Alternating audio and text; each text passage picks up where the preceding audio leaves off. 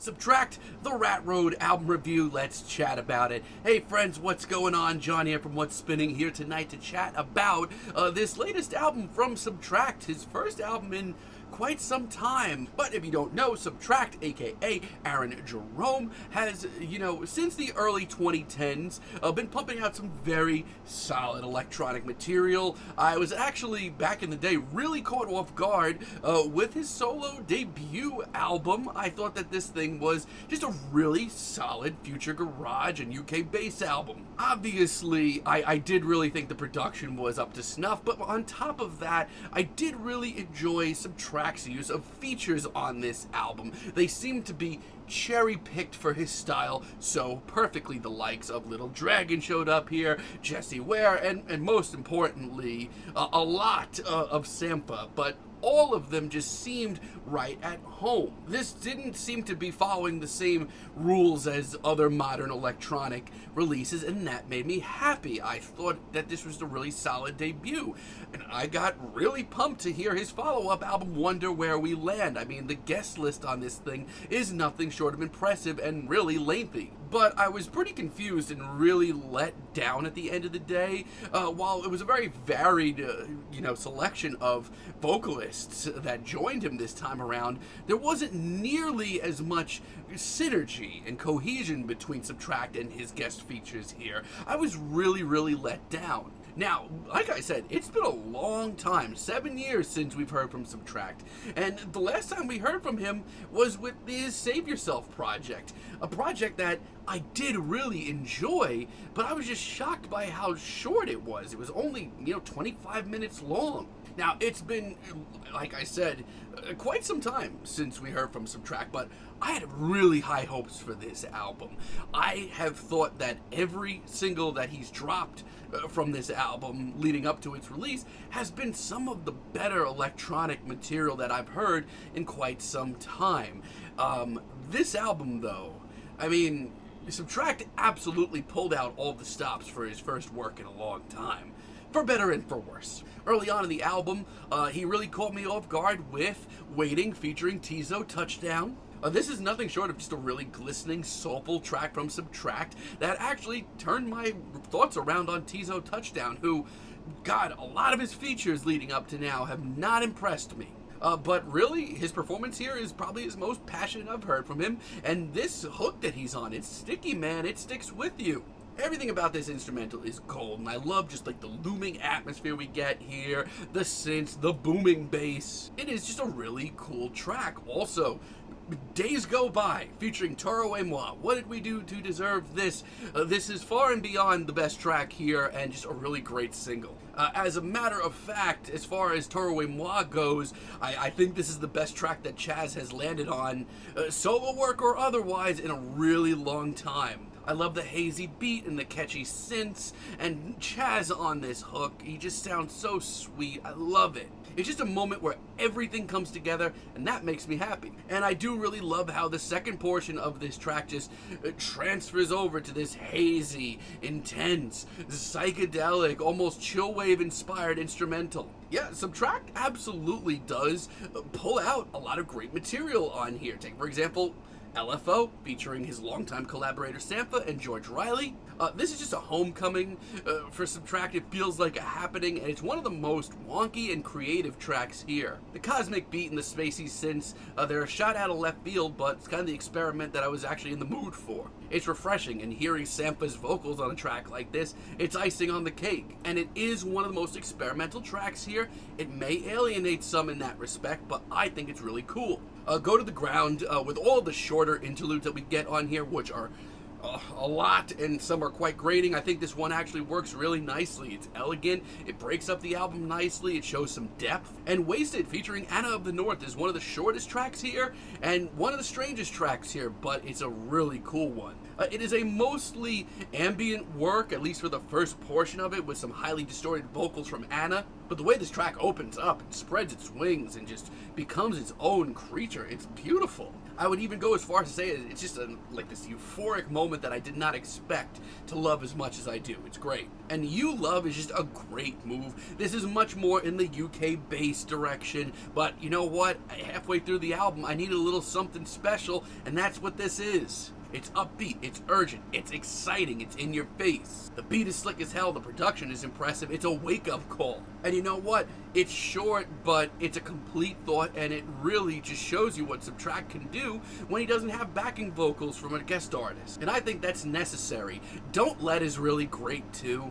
This one is also pretty out there. These synths do not sit still, and Subtract breaks out some of his more experimental production tricks, and it sounds really good. And while less of a formal feature, I just love Sampha's vocals just haunting this track in the background. It's really beautiful. And I think that I should take this moment to just point out, this album has a lot of flavors. We do not get one significant sound from Subtract. He bounces around quite a bit. And, you know, it does lead to the downfall of this album in some respects, but for now, it's really exciting. Now, this is a long album. This is 21 tracks, just about an hour long. And let me tell you, there's some room to trim the fat. Like the Remnant intro. I mean, it's certainly pleasant on the ears and even pretty in parts. But it really doesn't tell me anything about the album. It doesn't get me into the zone, and I don't know, it just kind of seems flat. I have the exact opposite problem with Rain Crush. This track's freaking cool. It's a hazy, dreamy interlude with, once again, some successful nods to ChillWave. Shout outs to that. But it's 30 seconds. I want more. The Creepin' interlude, this just seems like it's more incomplete than anything. Kappa, on the other hand, this is just a weird detour. I mean, once again, I don't hate it. I love how crushing and suffocating it is. I did not see that coming. I just wish this track went further. It just teases me. And the DEE interlude, featuring DEE, it's bottom of the barrel. And listen, like I said, there's a lot of interludes on here, and some of them aren't even necessarily bad. They just don't push it far enough. This, however, is bad. DEE's feature is easily the least compelling feature on this entire album, and the synths that start actually sounding pretty cool just don't progress at all, just become very frustrating. And somehow the Palm Reader interlude has even less going on. The Saya interlude as well. There just seems to be a lot of missed opportunities and just incomplete thoughts here. Like, take for example Limitless featuring Layla. This is one of her first of a few vocal guest spots here. And you know what? I actually really love the way that this track is going in the instrumental direction that it is. It's really cool. The synthwave nods, once again, are pretty classy. I mean, I like that stuff. It just seemed very natural to me. My honest-to-God problem with this track is Layla's vocals, and she goes on to redeem herself quite a bit later on. But for now, I feel like this track would have been better on its own. Not only that, but Sampha genuinely sounds like an afterthought here. Once again, Forward featuring Layla has a great bass to it. Layla's warped vocals and this hazy instrumental, very cool. But this track doesn't have any room to grow. It starts off super cool and then just fades out into nothing before 2 minutes is up. It's just another missed opportunity, especially with Layla. And you know, he does the same damn thing with Drift. Some of the vocal effects and production tricks on this track are freaking cool.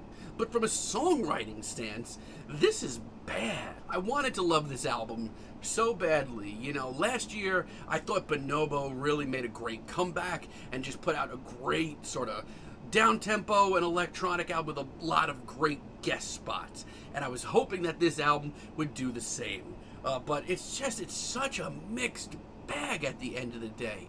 And it's a shame because some of the best tracks have yet to come. Like No Intention, once again, featuring Layla. This is her best offering here. This track is no joke. It is great. It's moody, it's spacey. Layla brings her A game. Leading up to this album, this is the single that hyped me up the most. Yeah, Layla's vocals are fantastic and complement the very spacey, very out there instrumental that we get here from Subtract. If you're looking for a diving point to dive into this album with, this is it. You Broke My Heart, but I'ma Fix It. I love this track. This is one of the biggest risks taken on this album, and it kind of makes me wish that Subtract did more of that. The fluttering synths, the weird production. This track is just so freaking cool. I have the chills. It reminds me of why I enjoyed Subtract's debut as much as I did. It's just so obvious. Demons featuring Tarway Ma. This track is another knockout. This track gives me the chills. I love the whimsical synths and the free-spirited vibes of this track, and once again, Chaz sounds right at home. It's sweet and it's playful, but it's got that booming beat still. I genuinely would take more tracks like this from Chaz than whatever he's doing with Toro y Moi these days. The Rat Road featuring Tizo Touchdown is another knockout. This is one of the most sleek and polished tracks here, but it's just another great offering. Tizo Touchdown gives another great performance. His vocals are really soulful and energetic. And I See a STAIR featuring Little Dragon as a finale. This track is great. I love the spacey synths, I love the glistening atmosphere, Little Dragons sound right at home. Especially because I have fallen off so hard with Little Dragon and not enjoyed their work in so long.